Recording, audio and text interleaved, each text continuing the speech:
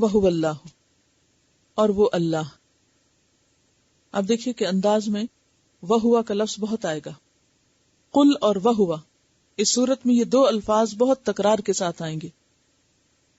وہو اللہ، اور وہ اللہ ہے. فی السماوات و فی الارض، آسمانوں میں اور زمین میں. جیسا کہ ایک اور جگہ پر آتا ہے وہو الذی فی السماء الہ و فی الارض الہ، وہ اللہ آسمان میں بھی الہ ہے اور زمین میں بھی الہ ہے. تو یہاں بھی کیا معنی ہے کہ وہی الہ ہے آسمانوں میں اور زمین میں. اور اس کی دلیل کیا ہے؟ یعلم سرکم، وہ جانتا ہے تمہاری چھپی ہوئی باتوں کو. سر کس کو کہتے ہیں؟ راز کی باتیں جو ظاہر نہیں ہوتی، جیسے دل کے خیالات، انسان کی سوچیں، یا پھر وہ چیزیں جو انسان دوسروں سے چھپ کے کرتا ہے. تو یہاں سر کے پھر دو معنی ہو گئے. ایک اس کا باطن، اندر دل کے خیال، اور دوسرا وہ کام جو وہ چھپ چھپ کے کرتا ہے لوگوں سے الگ ہو کر. تو اللہ جانتا ہے کس کو؟ جو تمہارے دلوں میں ہے، اور وہ بھی جو تم دوسروں سے چھپ کے کرتے ہو. وجہرکم، اور تمہارے ظاہر کو. جہر کس کو کہتے ہیں؟ اس کو آپ سمجھ سکتے ہیں سری نماز اور جاری نماز سے. سری نماز کون سی ہوتی؟ جس میں آپ بول کے نہیں پڑھتے، اعلانیہ نہیں پڑھتے. اور جہری نماز جس میں آپ بلند آواز سے تلاوت کرتے ہیں جب جماعت سے نماز پڑھی جاتی. تو مغرب، عشاء اور فجر کی نمازیں جو ہیں یعنی رات کی نمازیں وہ جہری ہیں. اس کے برعکس دن کی نمازیں سری ہیں، یعنی ظہر اور عصر کی نماز. مثلاً آپ یوں کہہ سکتے ہیں کہ جیسے وہ نمازیں جو تم چپ کے پڑھتے ہو اور وہ جو تم اونچی آواز سے پڑھتے ہو، دونوں ہی اللہ کو پتا ہے کہ تم نے کیا پڑھا.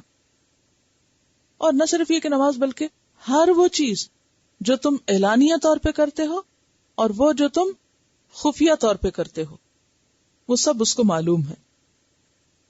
وَيَعْلَمُ مَا تَكْسِبُونَ، اور وہ جانتا ہے جو کچھ تم کمائی کرتے ہو.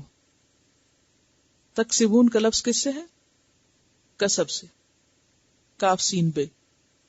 کمائی کس سے کی جاتی؟ ہاتھوں سے. اور صرف ہاتھوں سے یا دل کی باتیں بھی کمائی ہوتی ہیں انسان کی؟ سورۃ البقرہ کے آخر میں آپ نے کیا پڑھا تھا؟ لہا ما کسبت وعلیہا مکتسبت. تو کسب جو ہے وہ دل کے خیالات پر بھی مشتمل ہوتا ہے، خاص طور پر وہ خیالات جو انسان اپنے ارادے اور اپنی مرضی سے اپنے اندر رکھتا ہے. ایک تو وہ وسوسے ہوتے ہیں نا جو آتے جاتے رہتے ہیں.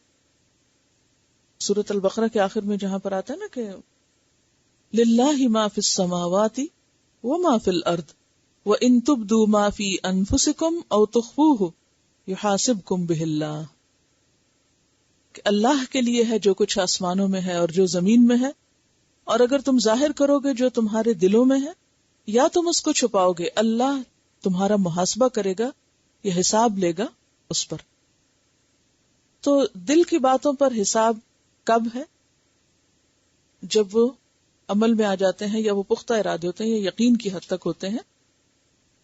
شرک کیا ہے؟ سوچ میں ہی ہوتا ہے نا شرک، عمل میں بھی اگرچہ ہوتا ہے. اسی طرح کفر جو ہے وہ بھی دل کا عمل ہے بنیادی طور پر، جو زبان اور جوارح سے ظاہر ہو جاتا ہے. تو وہ جانتا ہے جو کچھ تم کمائی کرتے ہو، خیر میں سے یا شر میں سے، دنیا کے کام یا دین کے کام، جو تمہاری کمائیاں ہیں، جو تمہاری کوششیں ہیں، جو تمہاری سٹرگل ہے، وہ سب اس کو پتا ہے. جو تم لوگوں کے سامنے کرتے ہو، جو چھپ کے کرتے ہو، جو دل میں کرتے ہو اور جو بول کے کرتے ہو، ہر چیز کی اس کو خبر. کیا سیکھا آپ نے اس سے؟ وَهُوَ اللَّهُ فِي السَّمَاوَاتِ وَفِي الْأَرْضِ يَعْلَمُ سِرَّكُمْ وَجَهْرَكُمْ وَيَعْلَمُ مَا تَكْسِبُونَ. اللہ آسمان میں بھی ہے اور اللہ زمین میں بھی ہے، اور وہ تمہاری چھپی باتیں بھی جانتا ہے اور تمہاری ظاہری بھی، اور جو کچھ تم کرتے ہو بھی اس کو پتا ہے. اور جب یہ کہا جاتا ہے کہ اللہ زمین میں بھی ہے تو اس کا کیا مطلب ہے؟ کہ اپنے وجود کے ساتھ یا علم کے ساتھ؟ علم کے ساتھ.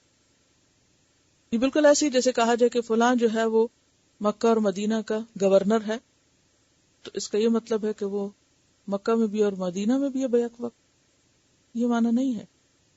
یہ بالکل عام انڈرسٹوڈ بات ہے. جب یہ کہا جائے کہ اللہ آسمان و زمین میں ہے تو اس کا مطلب یہ ہے کہ وہ جانتا ہے، کیونکہ آگے علم کی بات ہو رہی ہے. یعلم سرکم و جہرکم و یعلم ما تکسبون. اب آپ دیکھیے کہ پیچھے آسمان و زمین کی بات ہوئی، پھر انسان کی تخلیق کی بات ہوئی، اور پھر اس کے بعد انسانوں کے اعمال کی بات ہوئی. سمجھ گئے کیا مطلب ہے؟ انسانوں کے اعمال کی بات سے کیا مراد ہے؟ یعنی اللہ تعالیٰ نے آسمان و زمین بے مقصد نہیں بنائی، یہ کسی مقصد کے ساتھ ہے. یہ زمین کس کے لیے بنی تھی؟ کیوں بنائی گئی تھی؟ انسان کے لیے. اور انسان سے کیا دیکھا جا رہا ہے؟ وہ کرتا کیا ہے، اس کے اعمال کیا ہیں. تو پھر کیا ہوگا جب یہ سارا امتحان ختم ہوگا؟ تو اس کے بعد پھر حساب کتاب ہوگا. یعنی یہ جاننا اس کا محض جاننا نہیں، بلکہ بامقصد طور پہ جاننا.